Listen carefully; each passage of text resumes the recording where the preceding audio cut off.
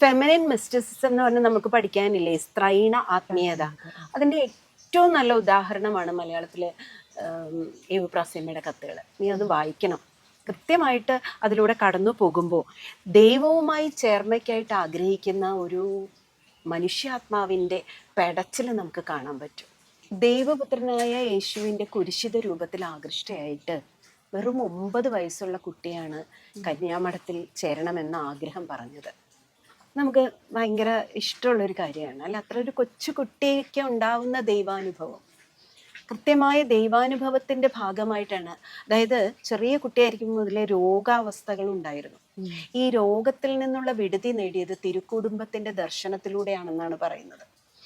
അത് കത്തിലൂടെ പറയുന്നുണ്ട്. മേനാച്ചേരി പിതാവിനെ എഴുതി അറിയിക്കുന്നുണ്ട്.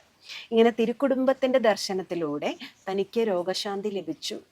അതിൻ്റെ ഒരു പ്രേരണയാലാണ് ഈ കന്യാസ്ത്രീ മഠത്തിലേക്ക് ചേരണമെന്ന ആവശ്യം അറിയിച്ചത്. ഈശോയുടെ തിരുഹൃദയത്തിൻ്റെ ഏവൂപ്രാസ്യമയായി ഇന്ന് നമ്മൾ അറിയുന്നത്.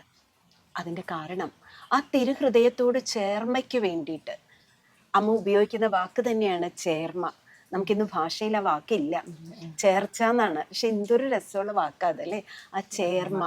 ആ ചേർമ്മയ്ക്കായിട്ട് അത്ര തീവ്രമായി ആഗ്രഹിച്ചുകൊണ്ടാണ് ഏവൂപ്രാസ്യ മഠത്തിൽ ചേരുന്നത്. അത് ഈ കത്തുകളിലൂടെ നമുക്ക് വ്യക്തമാകുന്നുണ്ട്. കാരണം അതിനു വേണ്ടി എന്തും സഹിക്കാൻ തനിക്ക് കഴിയും, അല്ലെങ്കിൽ തനിക്ക് അതിന് താല്പര്യമുണ്ട് എന്ന് പിതാവിനെ എഴുതി അറിയിക്കുന്നുണ്ട്. അവരുടെ പല കത്തുകളിലും അത് ആവർത്തിച്ചു വരുന്നുണ്ട്. 21-ാമത്തെ കത്ത്, 25-ാമത്തെ കത്ത്, ഇതൊക്കെ പ്രത്യേകം നമ്മൾ ശ്രദ്ധിക്കേണ്ടതാണ്. കാരണം ആ ദൈവ അനുഭവം, അതിനോട് ചേരാനുള്ള ഒരു മനുഷ്യാത്മാവിൻ്റെ ദാഹം. നമ്മൾ മിസ്റ്റിസിസം എന്ന് പറയുമ്പോൾ തന്നെ ആ ദൈവവും മനുഷ്യനും തമ്മിലുള്ള ചേർച്ച, അതും ദൈവത്തെ മണവാളനായിട്ടോ മണവാട്ടിയായിട്ടോ തിരിച്ചോ, അതായത് സ്ത്രീ രൂപത്തിലോ പുരുഷ രൂപത്തിലോ ഏതെങ്കിലും ഒരു രൂപത്തിൽ തൻ്റെ സ്വന്തം എന്ന രീതിയിൽ തൻ്റെ നെഞ്ചോട് ചേർക്കുന്ന ആ ദിവ്യാനുഭവത്തെയാണ് നമ്മൾ മിസ്റ്റിസിസം എന്ന് വിളിക്കുന്നത്. സത്യത്തിൽ അത് ഏവൂപ്രാസ്യമ്മയുടെ കത്തിലാണ്. ആ കൊച്ചു കുട്ടിയായിരിക്കുമ്പോൾ മുതലേ ആ ദൈവാത്മാവിനോടുള്ള ചേരാനുള്ള മോഹം ആ കൊച്ചു കുട്ടിയുടെ കത്തിലൂടെയാണ് നമ്മളത് അറിയുന്നത്. മലയാളത്തിലെ ഏറ്റവും നല്ല ഒരു മിസ്റ്റിക് അനുഭവമാണ് അവിടെ നമ്മൾ കാണുന്നത്. 21-ാമത്തെ കത്ത് നീ നോക്കിക്കേ. എൻ്റെ നല്ല ഈശോയെ, നീ എന്ത് ചെയ്താലും ഞാൻ നിന്നിൽ നിന്ന് വേർപിരിയുകയില്ല. നിന്നിൽ ഞാൻ ശരണപ്പെടുന്നു.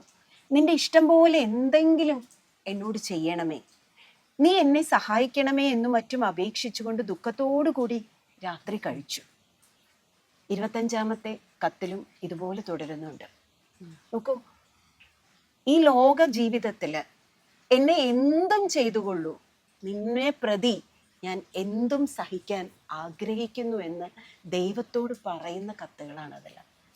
അതാണ് അതിനകത്തെ പ്രത്യേകത എന്ന് പറയുന്നത്.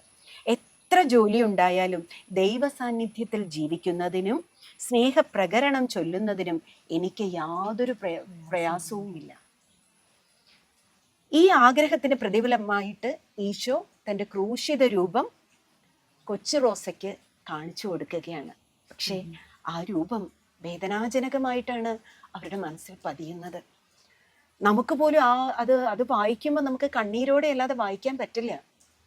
ആ ഭീകരമായ ഒരു ദർശനം, കുരിശിത രൂപത്തിൻ്റെ വേദന മുഴുവനും ആ കുഞ്ഞു ഹൃദയത്തിൽ ആലേഖനം ചെയ്യപ്പെട്ടിട്ടുണ്ട്. 9-ാമത്തെ കത്തിൽ വേറിട്ടൊരു ദൈവാനുഭവം തന്നെ ആകുന്നുണ്ട്. പിതാവേ, 11-ാം തീയതി ബുധനാഴ്ച ഏകദേശം 6:30 മണി കഴിഞ്ഞ സമയം വിശുദ്ധ കുർബാന കൈക്കൊണ്ട് ഉപകാരസ്മരണ ചെയ്തു നിൽക്കുമ്പോൾ പെട്ടെന്നൊരു ബോധക്കേട് വന്നു. അപ്പോൾ ഒരാളെ കാണുന്നത് പോലെ തോന്നി. ഒരു വലിയ കുരിശിന്മേൽ തറയ്ക്കപ്പെട്ടും സർവാംഗം മുറിവേൽപ്പിക്കപ്പെട്ടും നെഞ്ചിലൊരു ഭയങ്കര മുൾമുടി തറച്ചിരിക്കുന്നത് പോലെയും ദേഹമാസകലം രക്തമൊഴുകുന്നത് പോലെയുമാണ് കാണപ്പെട്ടത്. പിതാവേ, ഇതോർത്ത് എഴുതുമ്പോൾ എനിക്ക് കണ്ണീരടക്കാൻ സാധിക്കുന്നില്ലല്ലോ. അവിടുത്തെ മീശയിൽ നിന്നും മുഖത്ത് നിന്നും ഒഴുകുന്ന രക്തം ശരീരത്തിലും മറ്റും തെറിച്ചു വീണ പോലെയും പല സ്ഥലത്തും ചമ്മട്ടയടിയുടെ ശക്തിയാൽ മാംസം പൊളിഞ്ഞു നിൽക്കുന്നത് പോലെയും ഇടത് കൈ കുരിശിൽ നിന്ന് വിട്ടു നിൽക്കുന്നത് പോലെയും വളഞ്ഞു കിടക്കുന്നത് പോലെയുമാണ് കാണപ്പെട്ടത്. ആ വ്യാകുലം നിറഞ്ഞ തൃക്കണ്ണിൽ നിന്ന് രക്തക്കണ്ണീർ ഒഴുകി വീഴുകയും ചെയ്തിരുന്നു. എന്തോ ഒന്നും മിണ്ടാതെ വളരെ സങ്കടത്തോടെ കുറച്ചു നേരം നിന്നു. ഈ സമയം ഒരു മാലാഖ ഒരു കണ്ണിൽ നിന്ന് വീഴുന്ന രക്തത്തുള്ളികളെയും വേറൊരു മാലാഖ അവിടുത്തെ തിരുദേഹത്തിൽ നിന്ന് ഒഴുകി വീഴുന്ന രക്തത്തെയും ഒരു പാത്രത്തിൽ വാങ്ങിച്ച് ആകാശത്തേക്ക് നോക്കി ആചാരവണക്കത്തോടെ വേഗത്തിൽ കൊണ്ടുപോയി. നോക്കൂ, പാപപരിഹാരാർത്ഥം എവ്പ്രാസിമ തന്നെ എഴുതുന്നുണ്ട്, എൻ്റെയും സകല മനുഷ്യരുടെയും പാപ പരിഹാര ബലിയായി നിത്യപിതാവിന് അവിടുത്തെ തിരുരക്തം കാഴ്ചവെക്കുന്ന അതിൻ്റെ ഒരു പ്രതീകമാണ് താൻ കണ്ട സ്വപ്നം. അപ്പോൾ വിശുദ്ധ കുർബാനയുടെ ആവശ്യത്തെക്കുറിച്ച് നമ്മെ ബോധ്യപ്പെടുത്തുന്ന ഒരു പ്രധാനപ്പെട്ട രേഖയാണ് ഈ കത്ത്. അപ്പോൾ മിസ്സേ, ഈ ദിവ്യദർശനത്തിന്റെ ഫലമായിട്ടായിരിക്കുമല്ലേ വിശുദ്ധ കുർബാനയുടെ കാവലാളായിട്ട് അമ്മ മാറിയത്? അതെ അതെ അതെ അതെ, തീർച്ചയായിട്ടും.